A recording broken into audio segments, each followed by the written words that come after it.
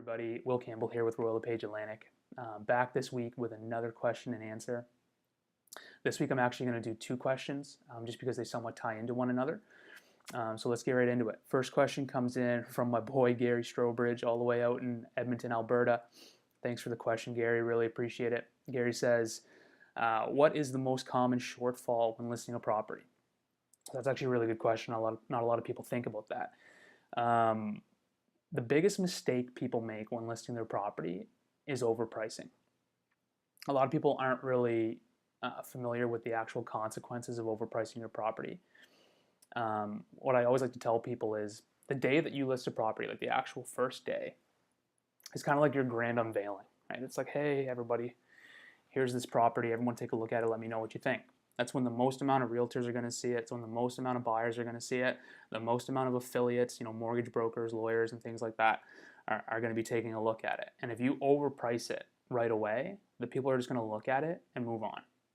And then even say if you do a price drop, say 2 weeks later, to kind of bring it down to a more agreeable price, the odds of those people that looked at it coming back and taking a second look at it are slim to none.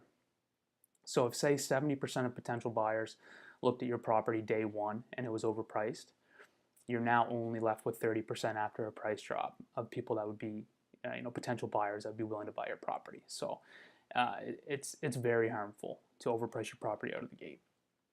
And oftentimes what ends up happening is you're forced to do price drops. And when I say price drops, I mean multiple ones.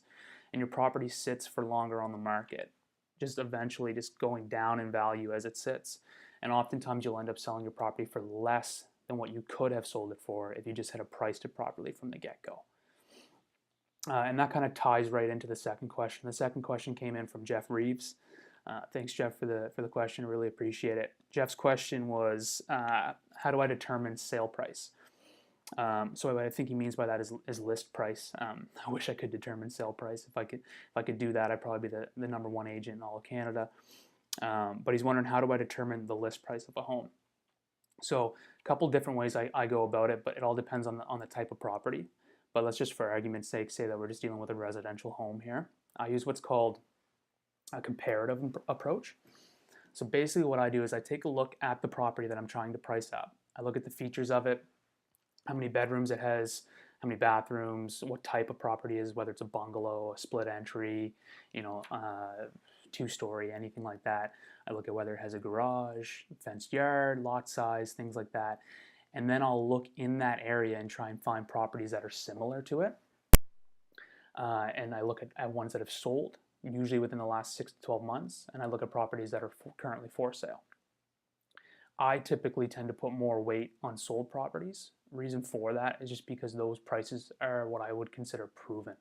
So someone has actually spent that amount of money on that property, whereas an active property, a property that's still for sale, it could very well be overpriced. You wouldn't know without actually running the numbers on that property too. There's nothing to stop a seller from asking whatever they want for their property. So the ones that have sold are proven. So that's typically why I put more weight on those. But kind of tip of the week: make sure your property is priced well before you list. Make sure you know your competition. Make sure you know what's out there and what's for sale. And make sure you also know what properties are going for that are similar to yours. And that's the best way to make sure that you can sell your property for the quickest amount of time possible, for the most amount of money possible. Thanks so much for tuning in, guys, and we'll hit you with another video next week. Thanks.